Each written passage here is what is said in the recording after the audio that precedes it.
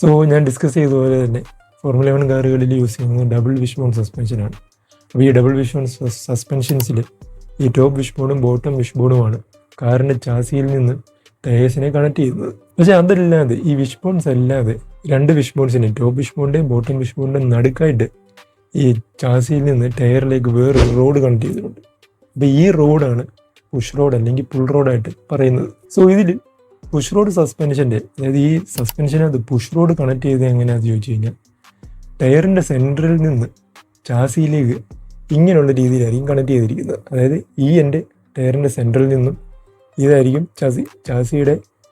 ചാസിയിലേക്ക് connect ചെയ്തിരിക്കുന്നത് ഈ ഒരു രീതിയിലായിരിക്കും. അപ്പോൾ ഇങ്ങനെ കണക്ട് ചെയ്ത് വെച്ച് കഴിഞ്ഞാൽ ഈ പുഷ് റോഡിൻ്റെ ഗുണം എന്താണെന്ന് വെച്ച് കഴിഞ്ഞാൽ, സപ്പോസ് ഇപ്പം റേസിൻ്റെ ഇടയിൽ കാർ എന്തെങ്കിലും ഒരു ബമ്പിനകത്ത് പോയി, എന്തെങ്കിലും ഈ ട്രാക്കിൻ്റെ ഇടയിൽ എന്തെങ്കിലും കുഴിയോ അല്ലെങ്കിൽ എന്തെങ്കിലും ഇൻക്ലിനേഷൻ ചേഞ്ച് ഉണ്ടെങ്കിൽ ഈ ടയർ അതിനകത്തോട്ട് ഇറങ്ങുമോ അല്ലെങ്കിൽ പൊക്കത്തിലേക്ക് കയറി പോവുകയോ ചെയ്ത് കഴിഞ്ഞാൽ ഈ പുഷ് റോഡിൻ്റെ അറ്റത്ത് ഒരു ഡാമ്പർ കണക്ട് ചെയ്തിട്ടുണ്ട്. അതായത് ഈ പുഷ് റോഡിൻ്റെയും ടയറുമായിട്ട് കണക്ട് ചെയ്യുന്നതിൻ്റെ ഇടയ്ക്ക് ഒരു ഡാമ്പർ കണക്ട് ചെയ്തിട്ടുണ്ട്. അങ്ങനെ ഈ ടയർ എന്തെങ്കിലും ബമ്പിനകത്തോ അല്ലെങ്കിൽ കുഴിയിലേക്ക് ഇറങ്ങിക്കഴിഞ്ഞാൽ ഈ ഡാമ്പറിനെ ഈ പുഷ് റോഡ് പുഷ് ചെയ്യും. അതുകൊണ്ടാണ് ഇതിന് പുഷ് റോഡ് എന്ന് പറയുന്ന പേരിട്ടേക്കുന്നത്.